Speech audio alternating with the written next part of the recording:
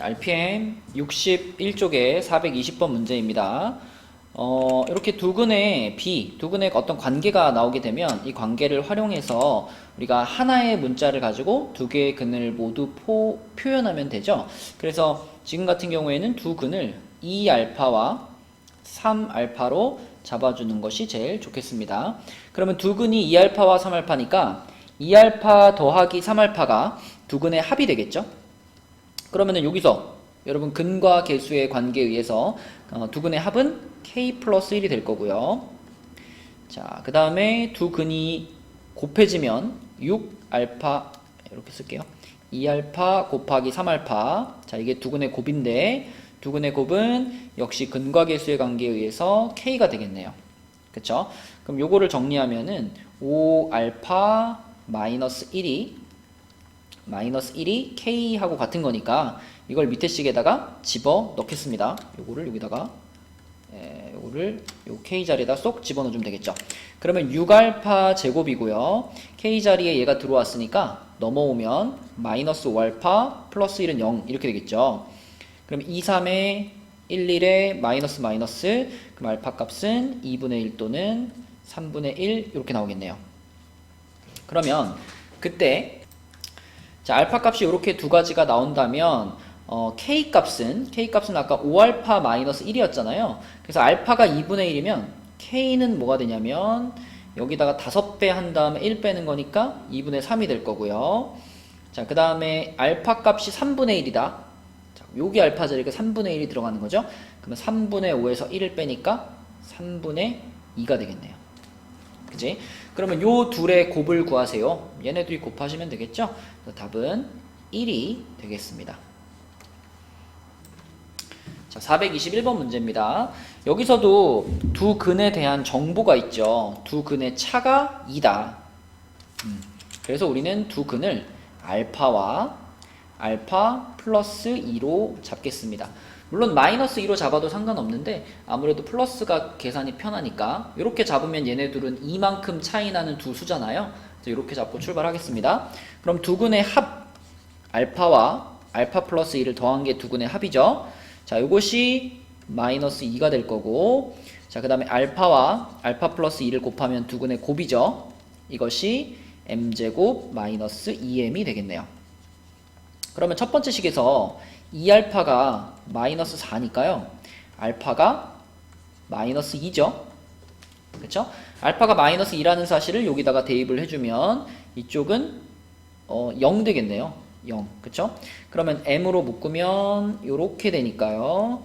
m 값은 0 또는 2 이렇게 돼서 m 값의 합은 2, 5번이 답이 되겠습니다. 네, 422번 문제입니다. 두 근이 연속인 자연수 그러면 서로 1만큼 차이 나는 두 수겠죠. 뭐 3, 4 아니면 7, 8처럼. 그래서 연속인 자연수 그러면 하나를 알파 또 하나를 알파 플러스 1 이렇게 잡으시면 되겠고요. 그러면 알파와 알파 플러스 1의 합, 요게 두 근의 합이니까 m. 그리고 알파와 알파 플러스 1의 곱, 자, 요것은 두 근의 곱이니까 m 플러스 1 이렇게 되겠습니다. 그러면 여기에서 m 자리가 2알파 플러스 1인 거니까요. 얘를 그대로 밑에 식에다 대입하면 알파 제곱 플러스 알파는 자, m에다가 1 더한 거니까 2알파 플러스 2가 되겠고요. 그럼 알파 제곱 마이너스 알파 마이너스 2는 0으로 정리되겠네요. 그러면 1, 2에 플러스 마이너스니까 자, 알파 값은 마이너스 1 또는 2가 되겠고요. 알파 값이 이렇게 둘이면 m 값은요. 자, 알파가 마이너스 1이면 얘는 마이너스 1. 자, 알파가 2면 m 값은 5 이렇게 되겠죠? 이렇게 되겠습니다. 아, 그런데 문제에서 아까 연속인 자연수라고 말했기 때문에 알파 값은 자연수가 돼야 되잖아요. 그럼 여기서 요 알파 값은 탈락. 당연히 얘도 탈락. 그러면 우리가 찾고 있는 진짜 m값은 5가 되겠네요. 자, 423번 문제입니다. 이 문제는 조건이 이거예요. 두 근의 절대값이 같고 부호가 서로 다르다. 예를 들면 뭐 3이랑 마이너스 3 이런 것처럼 서로 절대값은 같은데 부호가 반대인 그런 숫자가 두 근이라는 거예요.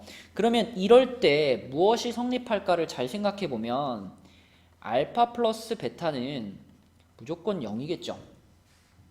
그쵸? 두 근이 절대값이 같고 부호가 반대니까 둘이 더하면 무조건 0이 될 거예요.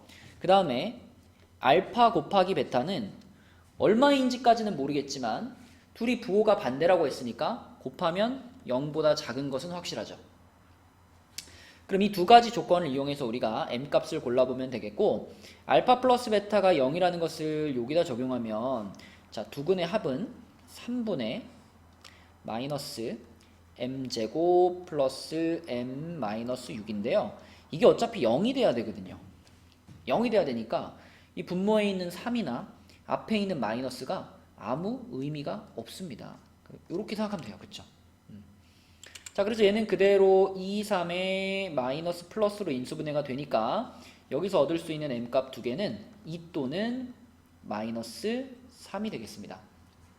그리고 알파 베타가 0보다 작아요 라는 것은 두 근의 곱이 지금 마이너스 m 플러스 1이니까요. 얘가 0보다 작아요. 다시 말하면 1보다는 m이 커요. 이런 뜻이죠.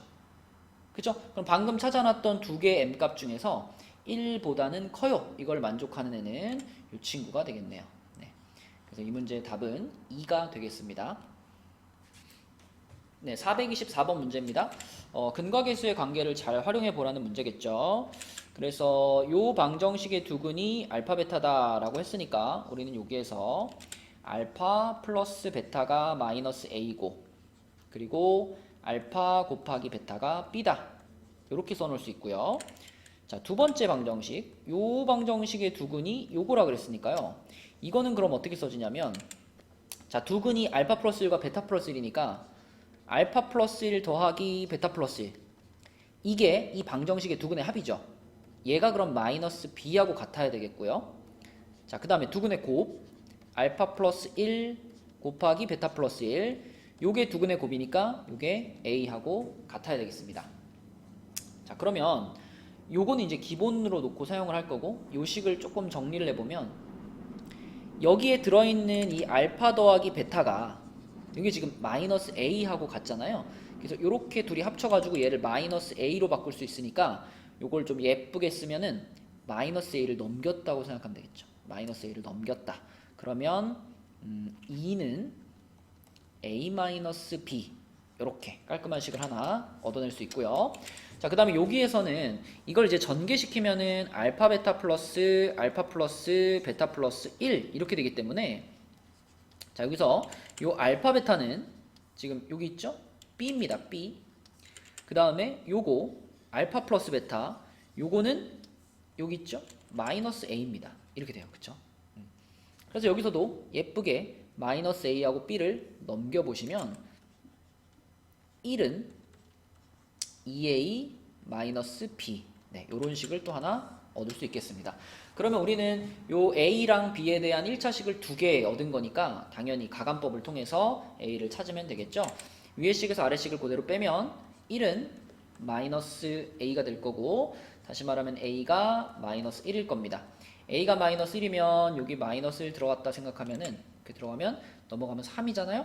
그럼 b는 마이너스 3이 되겠죠. 그럼 a, b의 값은 3이 되겠네요. 네, 답은 3입니다. 자, 425번 문제입니다. 여기서도 근과 계수의 관계를 잘 써보시면 요 방정식의 두 근이 알파 베타 이쪽에 써놓을게요. 알파 플러스 베타가 a 그리고 알파 곱하기 베타가 5 자, 이런 상황이에요. 근데 이 두 번째 방정식은 두 근이 알파 플러스 1과 알파 플러스 베타와 알파 곱하기 베타래요. 그럼 우리는 이 두 가지 값을 지금 이렇게 알고 있잖아요. 요게 a, 요게 5. 그쵸? 그러니까 다시 말하면 두 번째 방정식의 두 근이 a하고 5라는 얘기입니다. 그럼 우리가 이 두 번째 방정식에 대해서 근과 계수의 관계를 쓸 때는 두 근이 a하고 5니까 a 플러스 5가 두 근의 합인 거고요. 그 다음에 a 곱하기 5가 두 근의 곱인 거죠. 그래서 a 플러스 5는 근과 계수의 관계에 의해서 마이너스 b가 되고 얘는 15가 되니까 여기서 바로 a 값이 3이라고 나오네요. 그쵸? 그래서 a가 3이라는 것을 여기다가 집어넣어보면은 8이 마이너스 b니까 b 값은 마이너스 8이 되겠고 둘이 더하면 답은 2번이 되겠습니다. 근과 계수의 관계를 차근차근 적용시켜보면 풀리는 문제예요. 네, 426번 문제입니다. 계산이 조금 복잡해 보이는데 우선 이 방정식의 두근이 알파 베타라고 했으니까 당연히 우리는 처음 출발은 이렇게 해야 되겠죠. 알파 플러스 베타가 마이너스 3이고 그리고 알파 곱하기 베타가 1이다. 자, 요렇게 두 개를 쓸 거고요. 그 다음에 요 방정식의 두 근이 이거라고 했으니까 그치? 이거를 좀 잘 써봐야 되겠네요. 자, 두 근의 합이 그러면 알파 마이너스 알파분의 1 더하기 베타 마이너스 베타분의 1 이게 두 근의 합이고 요게 근과 계수의 관계에 의해서 마이너스 a 하고 같은데요. 이 부분을 좀 정리하겠습니다. 이 부분을 예쁘게 정리하면 알파 플러스 베타 앞으로 빼주시고 자, 요 친구하고 요 친구는 마이너스로 묶어서 통분시키는 게 제일 좋겠죠. 그러면 얘네를 마이너스로 묶어서 통분시키면 알파 베타분의 알파 플러스 베타 이렇게 될 거예요. 그럼 우리가 다 아는 값들 아닌가요? 그렇죠? 요 값들을 이용해 가지고 여기다가 집어넣어 보면 앞에 있는 거는 마이너스 3 빼기 1분의 마이너스 3 이렇게 되니까요. 요거 플러스로 바뀌면 0이네요. 0. 그쵸? 그래서 a는 0입니다. 마이너스 a가 0이라는 거니까 a는 0 이렇게 나오는 거고 자, 두 번째로 이건 이제 두 근의 합이었죠? 두 근의 합을 쓴 거였고 그럼 이제 두 근의 곱도 써봐야 되겠네요. 곱은 여기다 써볼게요.